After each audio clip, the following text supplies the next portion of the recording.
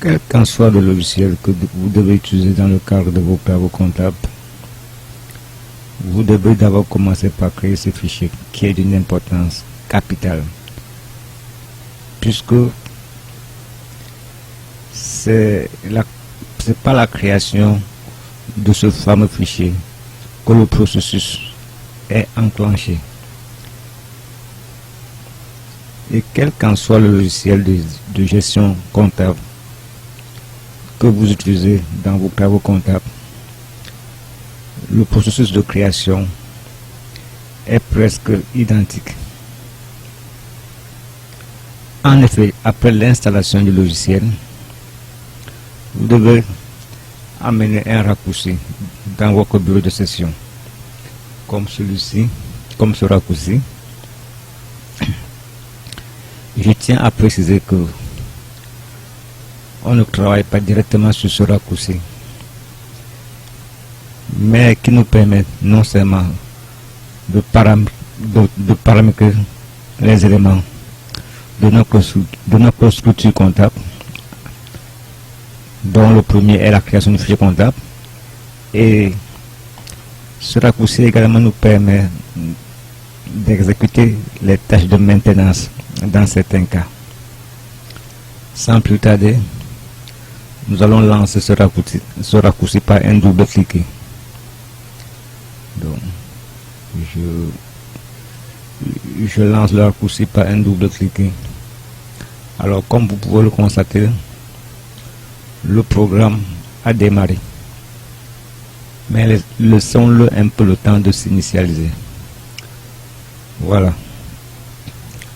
La première remarque qu'on peut faire, c'est que le menu traitement et le menu état, ce menu et le menu traitement sont tous deux désactivés. Je vous disais tantôt qu'on ne travaille pas directement à partir de ce raccourci. Alors, pour ce faire, nous allons déclencher le processus de la création de notre fameux fichier comptable. Donc, je clique sur le menu fichier et je pointe sur la commande nouveau. Cette commande, et je clique. Une fois qu'on a cliqué, cette boîte apparaît. Il s'agit de l'assistant de création et il nous demande un certain nombre d'informations, en commençant par la raison sociale de l'entreprise. Donc, on va nommer notre entreprise. Il s'agit de la société DRS Service. Voilà. DRS Service, je crois qu'on peut le mettre en majuscule. DRS, voilà. Service. Ici en bas maintenant, comme vous voyez, souhaitez-vous reprendre les informations dans la fiche d'identification de dossier en cours. L'option oui est déjà cochée, bien entendu, nous souhaitons cela. Donc on clique sur le bouton suivant.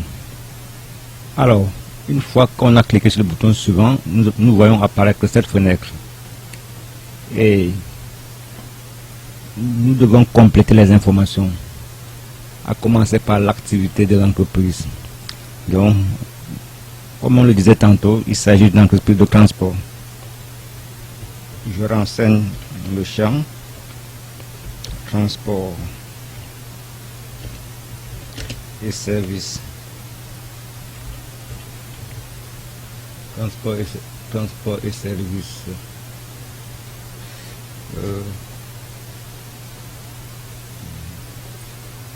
Voilà.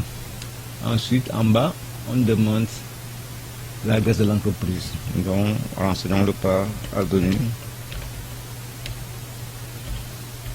Lamine Gay, notre entreprise 6 à l'avenue Lamine Gay à Dakar. Donc, avenue Lamine Gay, Dakar. Ensuite, en bas, on nous demande le complément.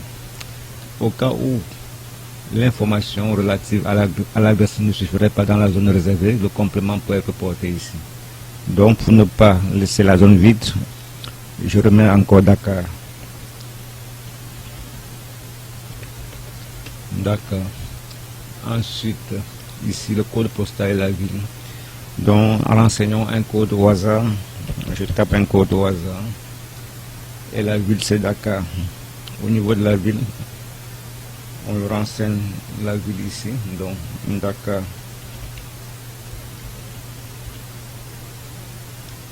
Ensuite,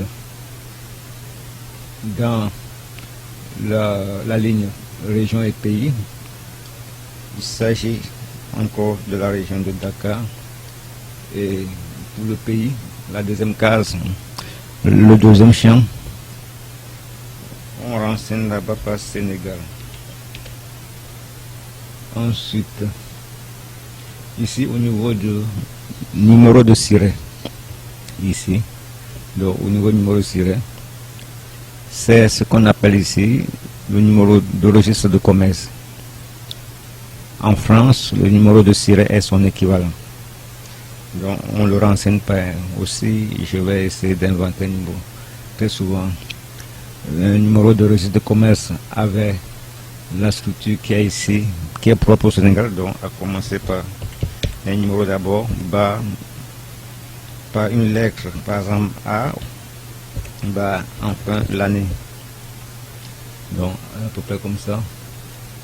Ensuite, le champ NAF. Le champ NAF, en fait, il s'agit en fait d'un numéro de sécurité sociale dédié à la France. Donc, il ne nous concerne pas. Donc, on le laisse vide. Puisque cela n'a aucune incidence dans le bon fonctionnement de l'application. Ici, maintenant, en bas, le numéro d'identifiant. Il s'agit du numéro de registre de commerce. Alors, pardon, autant pour moi. Le numéro d'identifiant est ce qu'on appelle ici le numéro de NINEA. Donc le NINEA, c'est le numéro d'identification fiscale. C'est pas ce numéro que les entreprises doivent s'acquitter de l'impôt auprès des structures des impôts. Donc on met un numéro, on renseigne un numéro au hasard qui fait office de numéro de NINEA. Ici maintenant, les télécommunications. Au niveau du téléphone, portons un numéro là avec la structure des numéros propre à ceux du Sénégal. Donc on met 78 avec 3 chiffres, 2 chiffres, 2 chiffres.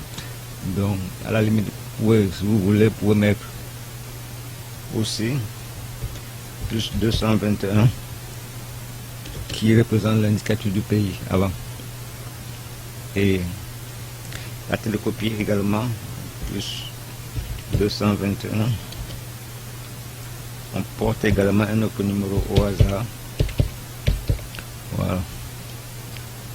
Et après ça, nous pouvons cliquer sur suivant. Nous retrouvons ici dans cette fenêtre, cette nouvelle fenêtre, avec la définition des exercices. Par défaut, le logiciel l'a bien paramétré, donc il n'y a rien à dire ici, puisque un exercice comptable commence le 1er janvier de l'année N, se termine le 31 décembre de l'année N, donc il n'y a rien à dire là-bas. En bas, par contre, il s'agit, on nous demande de définir la longueur des comptes. Donc, les cases qui sont réservées à cet effet portent la mention 0. 0 pour les comptes généraux, 0 pour les sections. Je tiens à préciser que si vous 0, ça veut dire que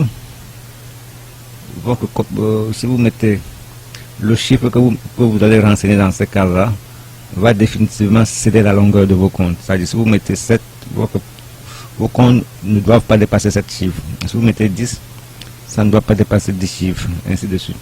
Donc pour ma part, puisque on aura, quand on va aller en profondeur dans les fonctionnalités logicielles, alors on aura besoin de faire certaines codifications certaines codifications particulières. Donc, je mets 7 pour les comptes généraux et aussi 7 pour les sections analytiques.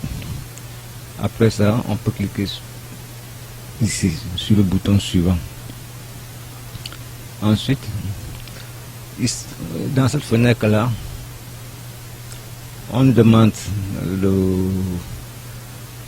cette fenêtre est réservée à la monnaie de tenue de compte. Donc par défaut, le logiciel a paramétré sur l'euro, puisqu'il s'agit d'un logiciel qui n'est pas développé ici. Mais nous, on a l'intention de ne pas utiliser cette monnaie-là. Et nous tenons à utiliser notre propre devise, à savoir le franc CFA. Donc, je m'en vais renseigner dans ce champ. Je mets franc CFA. Ensuite, après ça, on peut donc cliquer ici sur suivant. Ici maintenant, c'est ici, après avoir renseigné la monnaie de compte, alors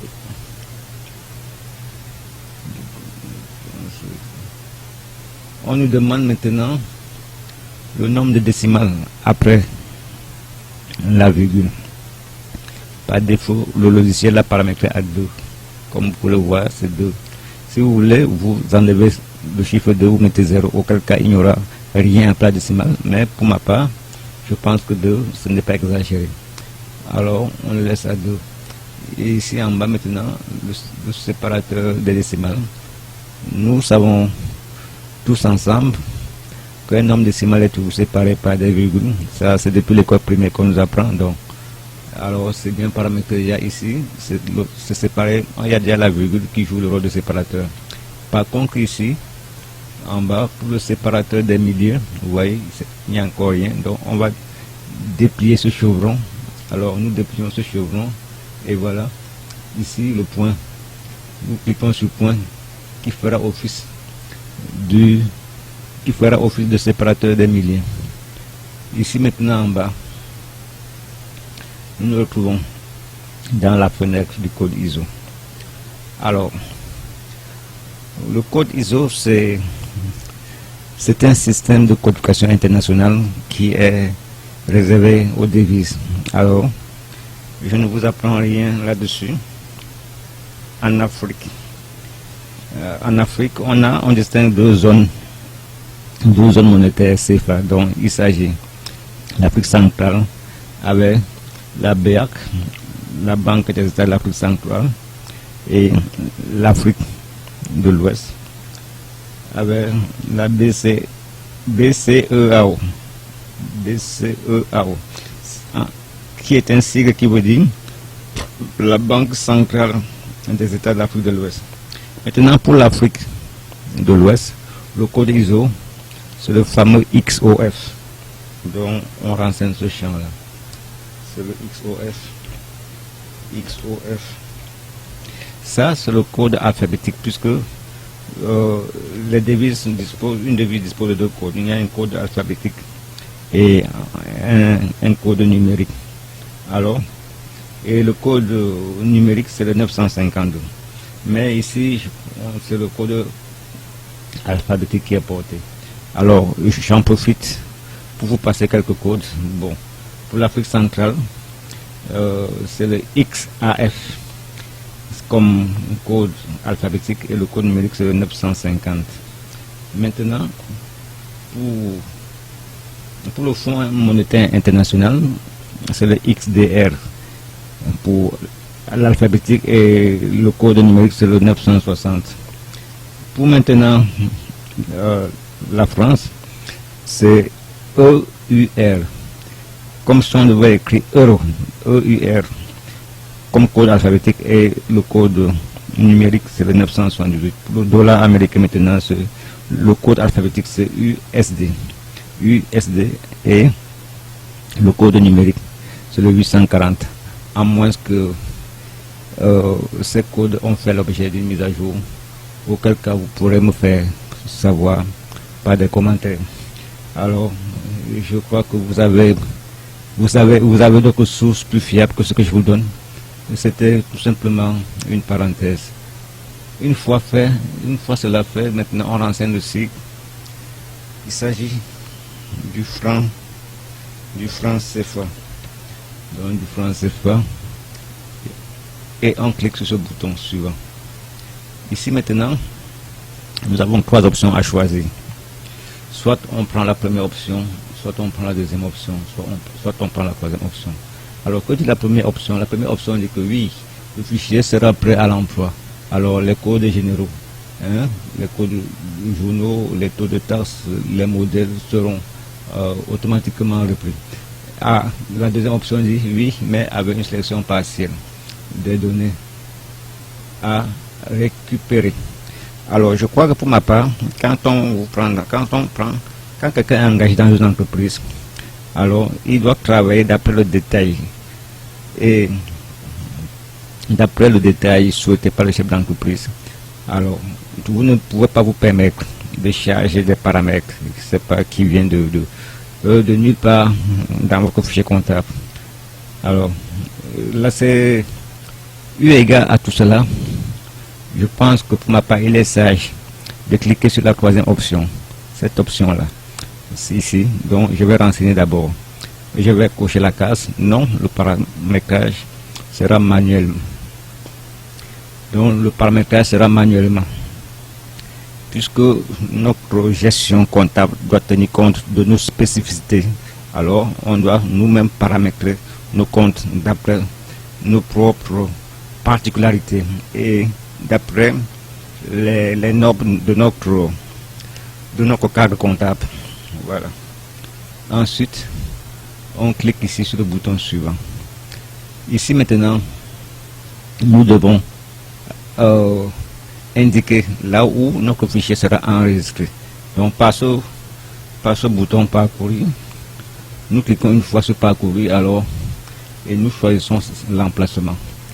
Pour ma part, je préfère enregistrer ce fichier comptable au niveau de mes documents pour éviter toute confusion. Donc je clique sur ce répertoire bibliothèque et je choisis mes documents et puis en bas là, ici, au niveau du nom de fichier, vous voyez qu'il y a une étoile avec une extension MAE. MAE c'est l'extension du logiciel. Donc à partir de l'étoile là, je vais enlever l'étoile et je vais mettre un nom qui me convient. Puisqu'on est dans le cadre d'un cours, je vais choisir un nom dans sa plus simple expression. Donc pour simplifier les choses, je vais mettre gestion comptable. Donc je renseigne gestion comptable. Et après maintenant, vous pouvez renseigner au gré de vos fantaisies ce nom de fichier. Ensuite maintenant, je peux cliquer sur le bouton là, ce bouton enregistrer. Je clique là-bas et vous voyez désormais notre fichier comptable s'appellera gestion comptable. Maintenant, ici maintenant, pour finir, nous allons cliquer ici sur ce bouton fin, ce bouton là. Alors nous cliquons sur ce bouton fin qui déclenche le traitement automatique de toutes les informations qu'on a communiquées au logiciel. Voilà, c'est en quelque sorte à peu près le processus de la création du fichier comptable. Mais c'est bien, nous avons créé notre fichier comptable. Alors, mais la création de ce fichier ne suffit vraiment pas, puisque pour que ce fichier puisse fonctionner, ce fichier a besoin d'autres éléments et à elle pouvoir fonctionner. Par exemple, le plan comptable, les taux de taxes, le plan tiers, les codes de journaux, les modèles, les libellés, le plan analytique, etc., etc. Alors, tout cela fera l'objet quand on va progressivement entrer dans le vif du sujet et on va voir tout ça, ainsi de suite. Je n'ai pas l'intention de rentrer là aujourd'hui. Alors, c'est ce que j'avais prévu pour vous pour ce premier cours. Alors, je crois que pour ceux qui souhaitent bénéficier des cours que je vais déployer tout au long du temps que j'aurai à passer avec vous, vous devez cliquer sur ce bouton abonnez-vous, puisque en cliquant sur ce bouton abonnez-vous, toutes les vidéos que je vais produire vous seront automatiquement envoyées. Alors, sur ce, je vous dis au revoir et en attendant les prochaines vidéos, alors n'oubliez pas de cliquer sur cette étiquette. Merci.